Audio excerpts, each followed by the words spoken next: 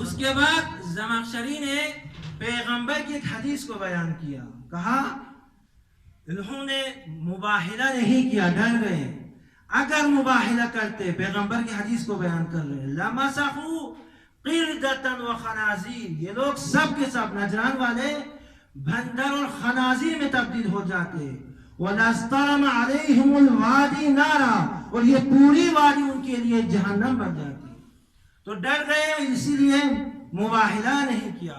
اس کے بعد اہل بیت کی عظمتوں کا اقرار کیا، اہل بیت کی فضیلتوں کا اقرار کیا، کہا یہ سب سے بڑی دلیل ہے، وَفِيهِ دَلِيلٌ لَا شَيْءَ اقوى منه على فضل اصحاب الکساء، آیے مباہلے سے بڑھ کر اصحاب کساء کی فضیلت پر کوئی بھی دلیل نہیں ہے، یعنی مباہلہ سب سے بڑی دلیل ہے اصحاب کساء کی فضیلت پر۔ صلوات پر محمد،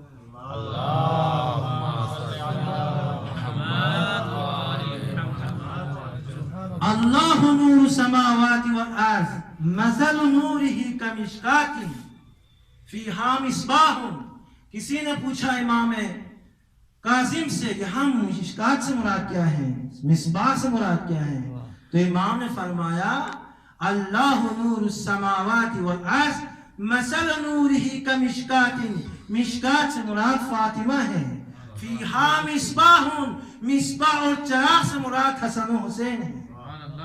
رسول خدا نے فرمایا فاطمہ کا نور نور اللہ ہے، نور ابنت فاطمہ من نور اللہ، فاطمہ کا نور اللہ کے نور سے ہے، فاطمہ نور اللہ ہے۔ الم تر کیف ضرب اللہ مثلا کلمۃ طیبہ، اہل بیت کو پروردگار نے شجر طیبہ سے تشبیہ دی، مثلا الم تر کیف ضرب اللہ مثلا کلمۃ طیبۃ کشجرۃ طیبہ اصلها ثابت وفرعها فی السماء۔ تو پروردگار اعلان کر، آپ نے نہیں دیکھا ہم نے کیسی مثال پیش کی، ایک عظیم مثال پیش کی ہے، اہل بیت کی مثال، کلمہ طیبہ کی مثال، کشجرۃ طیبہ، شجرہ طیبہ کی طرح ہے، اس کی جڑ مضبوط ہے زمین میں، لیکن اس کی شاخیں آسمانوں تک پہنچی ہوئی ہے۔ سبحان اللہ۔ تو امام باقر فرماتے ہیں، آپ جانتے ہیں متون قرآن کے حوالے سے مختلف روایات ہیں۔ 8ویں صدی کے معروف و مشہور عارف سید حیدر آملی نے اپنی کتاب میں جامع الاسرار میں بطون کے حوالے سے کچھ احادیث کو بیان کیا ہے۔ آیات قرآن کی بطون ہے، ان للقرآن بطنا وظہرا، قرآن کے لیے بطن ہے، ظاہر بھی ہے باطن بھی ہے، وَلِبَطْنِهِ بَطْنٌ، بطن کے لیے بھی باطن ہے، إِلَى سَبْعَ أَبْطُنٍ، 7 بطون تک بیان کیے ہیں، اور فرمایا وَرَدَ 70 بطون بھی بیان کیے ہیں روایات میں، اور وَرَدَ 700 بطون بھی روایات میں آئے ہیں، وَرَدَ 70,000 بطون، یعنی 70,000 بطون بھی آئے ہیں۔ تو ان بطون کو اہل بیت بیان کر سکتے ہیں۔ ما یعلم تعویلہ الا اللہ الراسخون فی العلم۔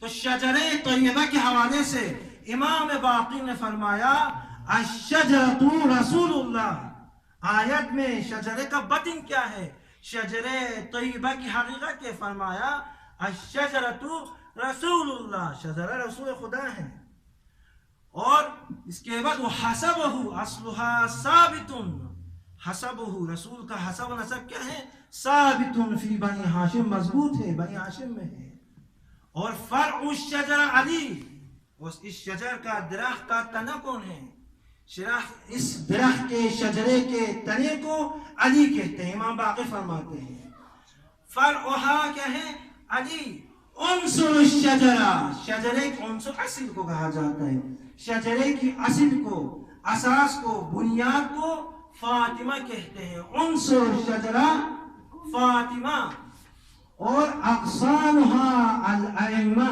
ائمہ ارتھات اس درخت کی شاخیں ہیں۔ تو شیعہ کیا ہیں، شیعوں کے حوالے سے ورقها الشیعہ، اور اس کے پتے ہیں شیعہ. صلوات پر محمد والے.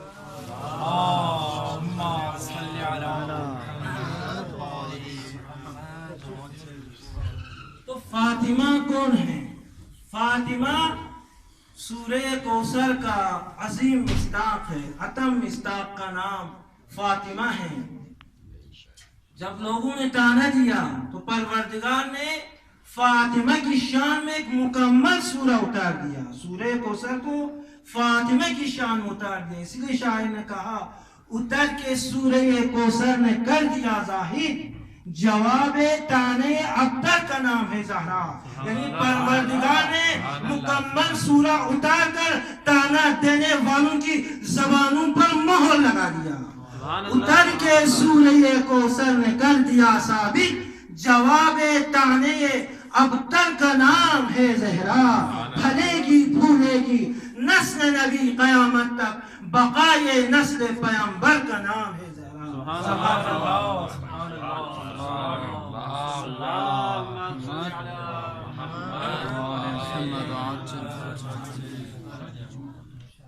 فاطمہ کون ہے؟ انا انزلناه في ليلة القدر وما ادراك ما ليلة القدر. امام صادق نے فرمایا اللیلۃ فاطمہ، وہ حقیقت جو سب پر پوشیدہ ہے، سب پر مستور ہے.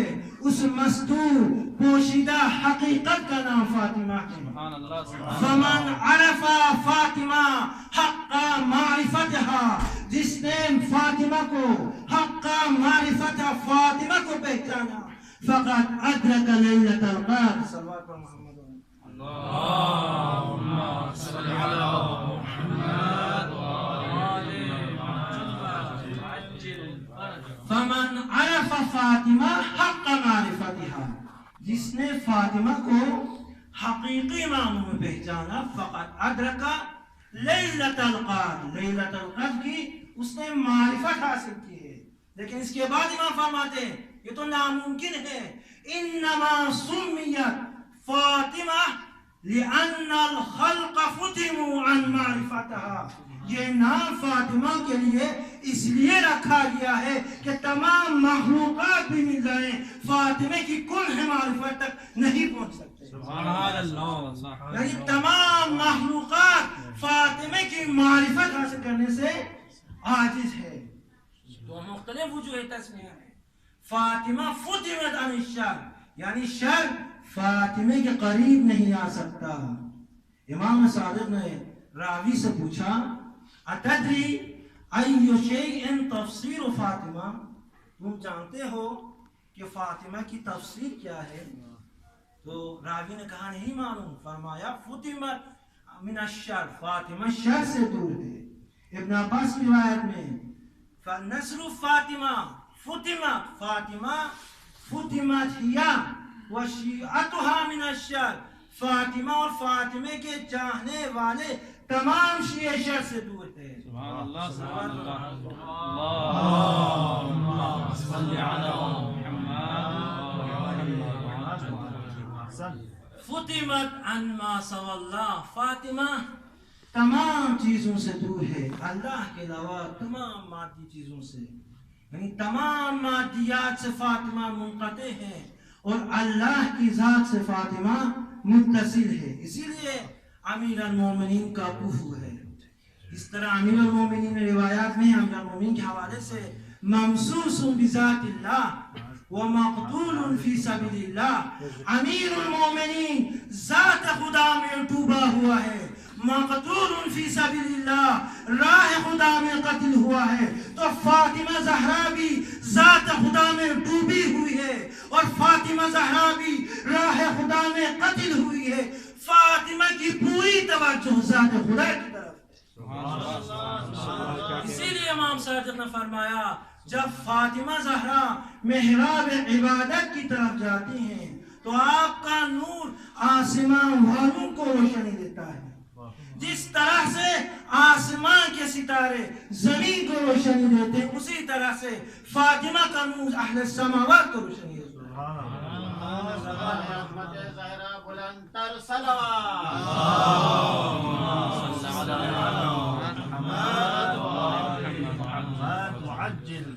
فاطمہ مدافع امامت ہے. سب سے پہلے جس ہستی نے امامت کا دفاع کیا، امامت کی راہ میں قربانی دی، اس عظیم ہستی کا نام فاطمہ ہے. صلوات پر محمد